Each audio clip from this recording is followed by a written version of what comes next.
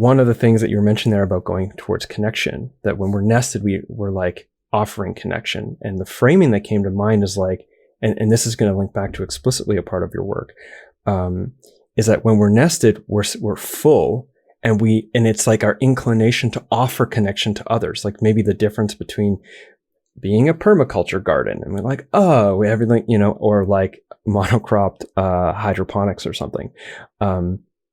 We need what's ours compared to offering. So when we're nested, we want to offer connection, and that sort of, it goes back and forth. And then you get this cycle of cooperative companionship because we're offering connection with each other, because connection is our foundation. And so it's from there.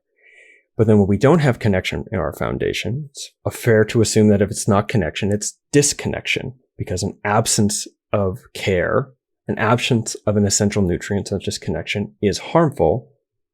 As you've spoken to, the absence of a certain component of the nest is actively harmful. If I don't get enough B12, I get sick and die. If I don't get enough touch, I get sick and die, as an infant, for example. And this leads into something that you've talked about what it is to live the everyday life in unnested societies. So if I'm nested, I'm in connection, I'm offering connection, I'm sharing connection. If I'm unnested, I'm in disconnection, but some part of me knows that I need connection, or I need what I don't know I need. It's an unknown unknown, and I think it's everywhere else. So I'm trying to get connection. I'm trying to get, at the very least, appeasement of the distress of disconnection, even if I don't know what that is. And that looks perhaps like, and this is a quote from you, hierarchy, status, domination. And then from there, that kind of life is alienation from nature and meaningful relationships. And you speak to this as a society of hungry ghosts, because we're going around and we're trying to get what ultimately is like our unmet neurological needs met from childhood, met in adulthood in all these weird, distorted ways. And we're attempting to forever fill a void that can't be filled because we're not trying to fill it with the thing that we need, which is connection, even as we're taking from others and others are taking from us. And then that is the cycle of competitive detachment.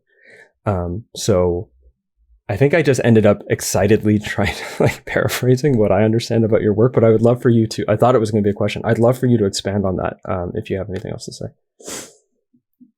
I think not only do we seek to fill that hole, it's like we have a basic fault, or a primal wound, which, different theorists talk about, psychotherapists. It never gets filled completely unless we go through some extensive healing, because it was during a sensitive period that gap developed.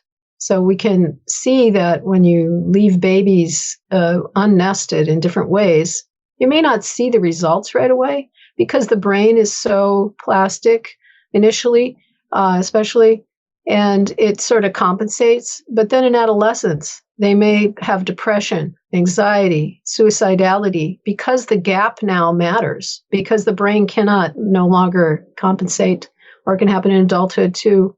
And so there are missing pieces of that connected brain within itself. So one key part of the brain that develops in early life is the right hemisphere. It's scheduled to develop more rapidly in the early years. And it's most of our unconscious, subconscious is guided there. The vagus nerve is governed there. And that's supposed to be growing in all those social connection ways. Our ability to be relationally attuned to others is really housed there initially. And when it doesn't have the appropriate support, the nest, it's not going to grow that well.